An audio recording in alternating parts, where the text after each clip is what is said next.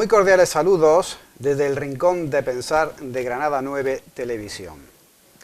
En esta nueva edición nos encontramos acompañados de Carlos Álvarez y Victoria Sánchez. Estos dos personajes son los que se encargan, bueno, pues de gestionar la Casa García de Viedma, que en realidad es un museo, es un precioso museo situado en la ciudad de Armilla. Y aprovechando la ocasión, pues los hemos traído a nuestros estudios pues para que nos hablen un poco de la situación, de la ubicación de la Casa García de Viedma y de todas las actividades que allí se celebran.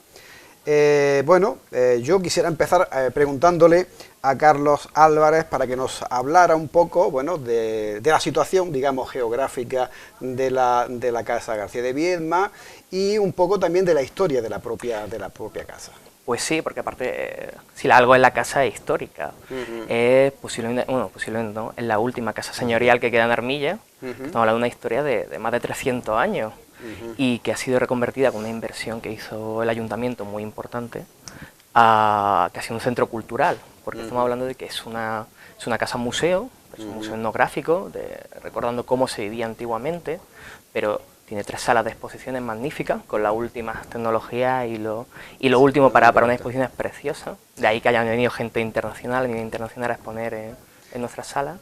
Y de una manera genérica, el visitante que acuda a la Casa García de Viedma, ¿qué es lo que se puede encontrar? Teniendo en cuenta que es un lugar de encuentro cultural. De encuentro. Pues como es muy variado, es que sí, desde las mejores exposiciones, ya digo, de autores internacionales que han pasado, hasta autores locales, hasta es un espacio cultural para tanto gente del pueblo como gente de fuera.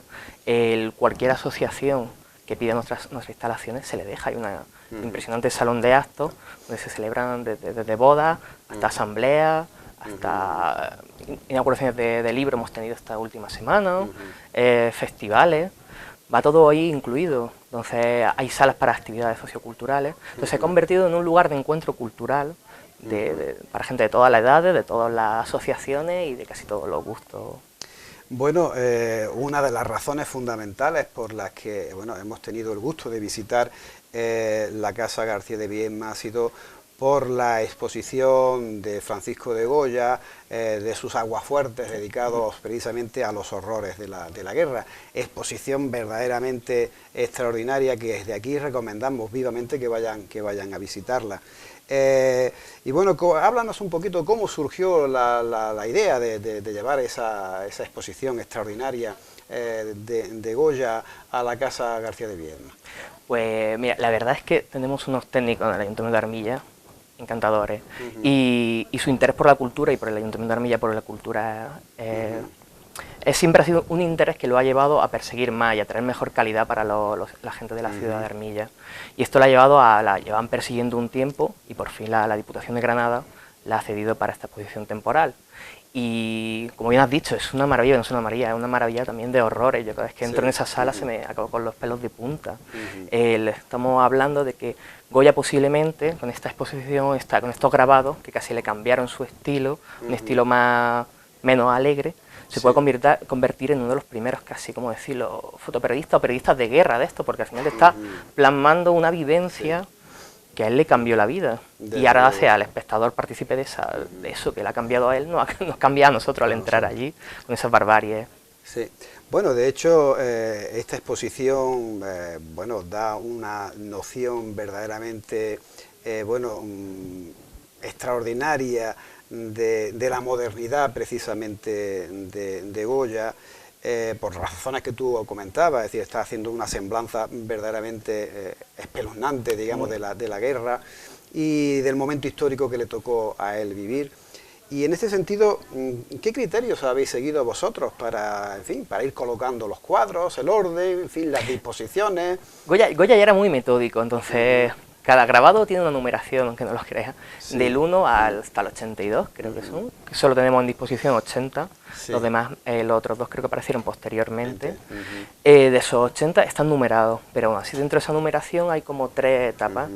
Empieza con digamos, el acontecimiento de la guerra, lo que va a predecir, digamos, estos desastres, y Luego continúa con el hambre que sufrió Madrid ya posguerra. Él vivió ese hambre de gente muriéndose, de fosas comunes, y en la última etapa tiene, digamos, unos seres fantásticos, antropomórficos, de alguna forma inspirados por un poeta italiano que se inspiró, que era Animale Parlanti, creo. Y a partir de ahí son esas 3 etapas, pero indistintamente son numeradas siempre. Entonces no hemos querido romper esa numeración del propio artista, y de alguna forma acompaña, como lo has visto muy bien en la sala, que es preciosa, acompaña entre 2 pasillos circulares, así que esta posición de nada más entrar, en sentido de la aguja del reloj, acompaña toda la numeración, hasta cerrarse.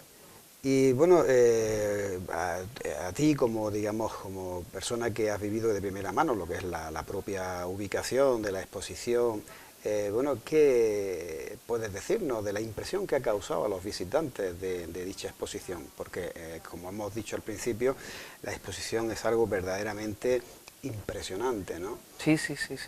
Mira, yo ya por todas las exposiciones que he pasado en Casa García de Viedma, veo 2 tipos de visitantes: el que pasa, contempla y vuelve a salir por la puerta, y el que pasa, contempla y algo le ha inquietado tanto que tiene que pasar por el despacho, por la oficinita que tenemos, y comentar su impresión. Claro. Pues en Goya casi el 100% de la gente que ha entrado en la exposición, a la vuelta no se ha podido salir por la puerta, sino ha tenido que entrar al despacho y decir: oye, Carlos, ¿qué es esto tan impresionante?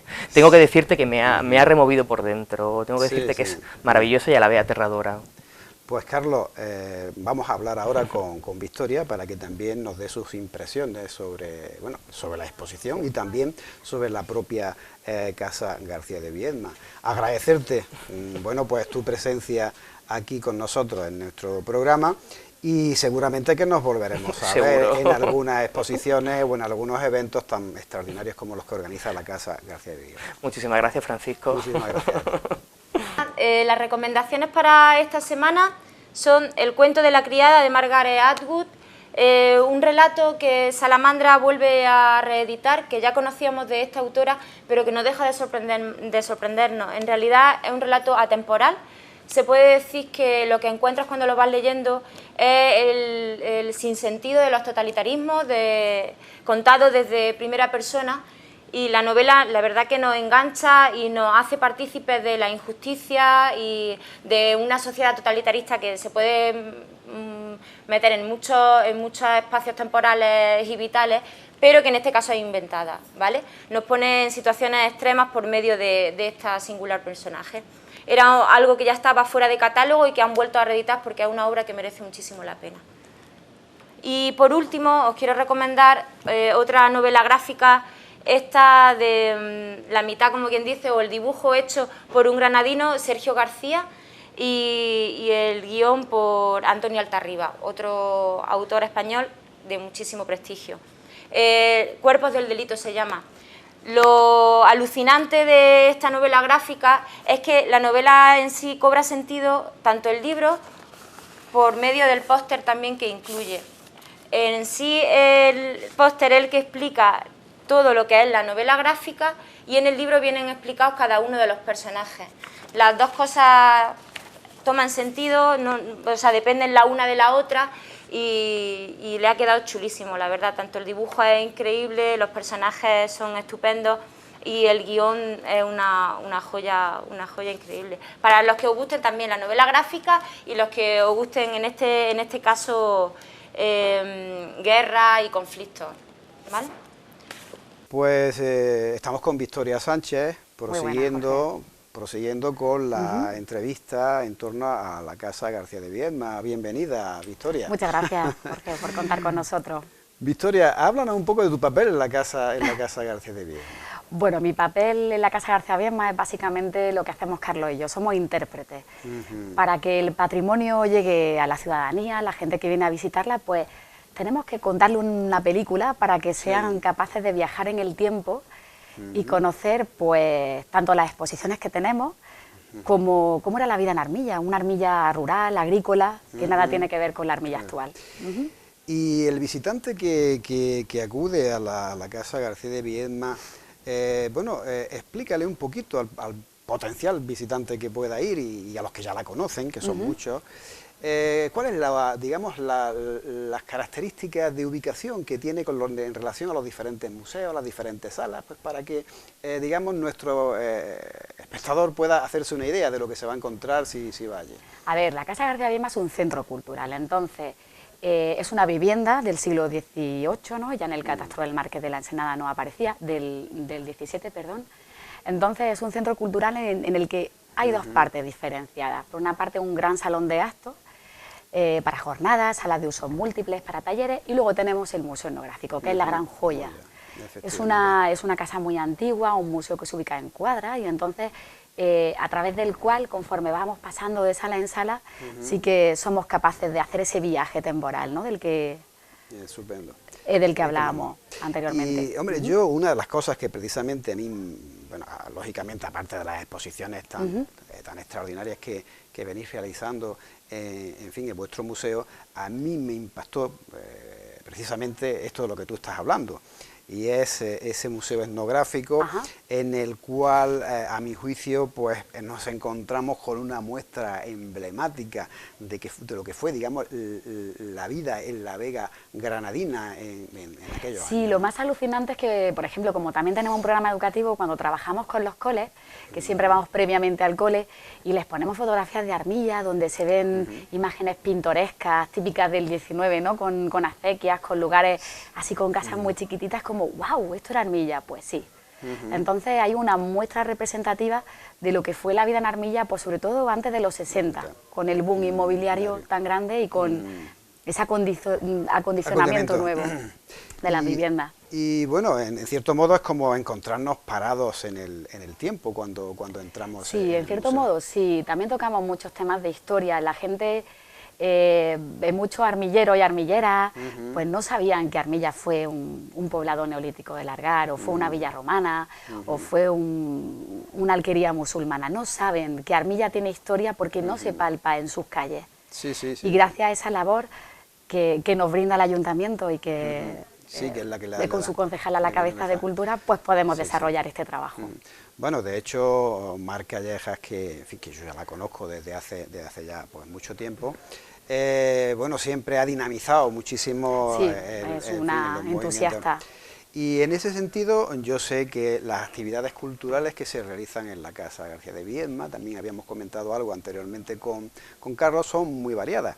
Visitas teatralizadas, también hicimos las primeras jornadas de La Vega, allí realizadas en la Casa García Viedma, teatro en los patios, campamentos para niños, encuentros literarios.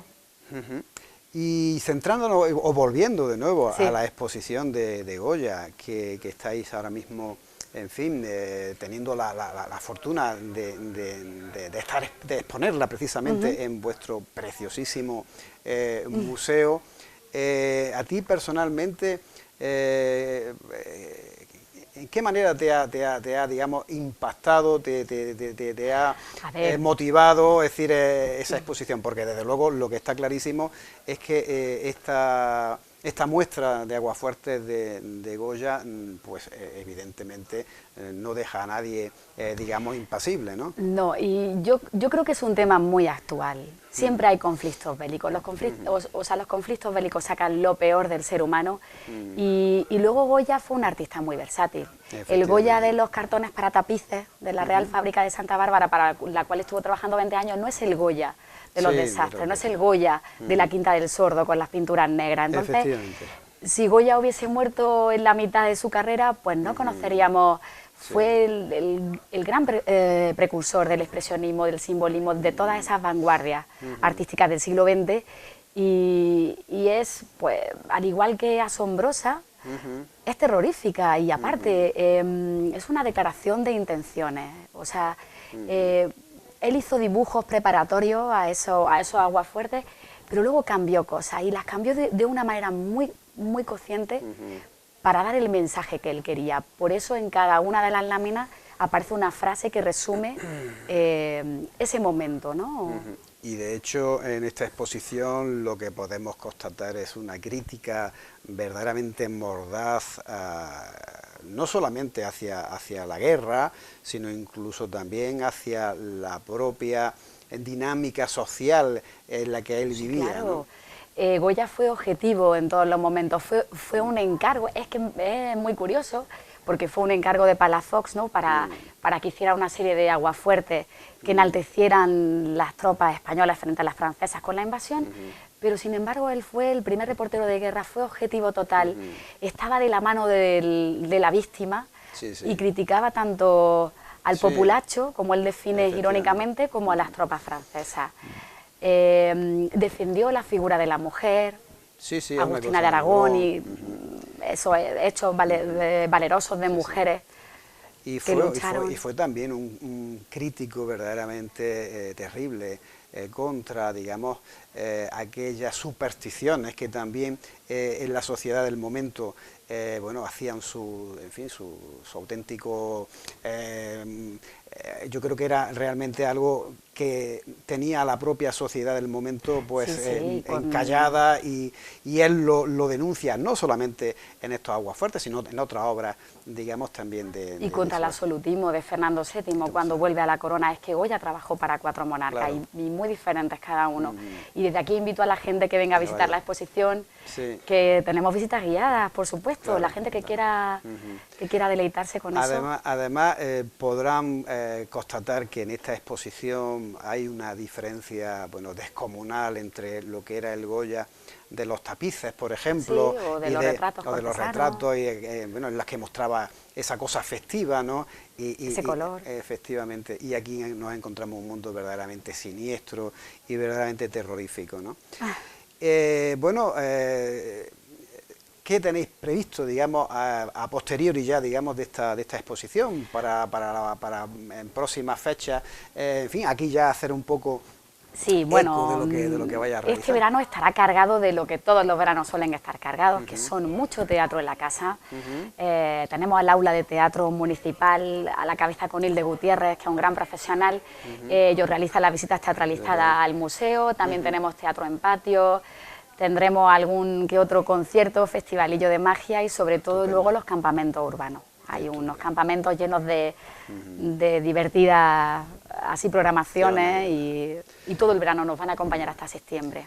Pues desde aquí yo ya emplazo a nuestros telespectadores a que vayan al museo, que vean no solamente la exposición de Goya, sino que vean la maravilla que supone esta casa digamos, de la cultura de Armilla, porque en ella pues van a ver cosas realmente, bueno, impresionantes, espectaculares e impensables para muchos de las personas que se acerquen allí a verla.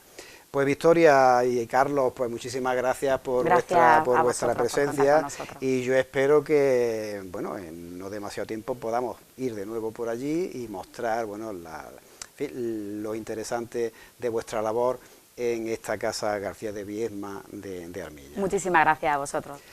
Pues no os vayáis todavía, porque en unos instantes os voy a dejar con Carmen Pérez y las recomendaciones literarias. Hola, las recomendaciones de esta semana son La muerte de Guernica. Conocíamos ya esta obra porque es una obra original de Paul Preston, un ensayo histórico que nos cuenta el desastre de Guernica, bueno, la matanza de Guernica se puede llamar, y ahora este autor malagueño, José Pablo García, nos hace una adaptación de guión y una representación a cómic muy chula. La verdad que como material didáctico es increíble, y aprovechando que hace 80 años del desastre de Guernica, es una forma muy amena de conocer la historia, y sobre todo muy especial por el tipo de dibujo que tiene y la selección que ha hecho de textos. Y por otro lado, quiero recomendaros el premio Goncourt de 2016, Canción dulce.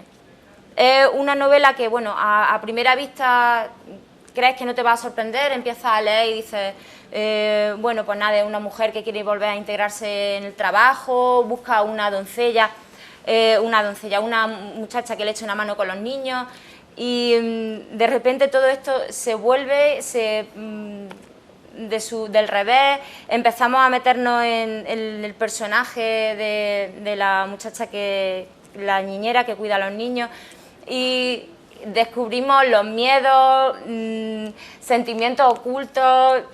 La verdad que en primera persona es una novela que te engancha hasta el final y que te hace desconfiar de todo el mundo y de todo. Os la recomiendo encarecidamente. Pues hasta aquí mis recomendaciones de esta semana, nos vemos la siguiente.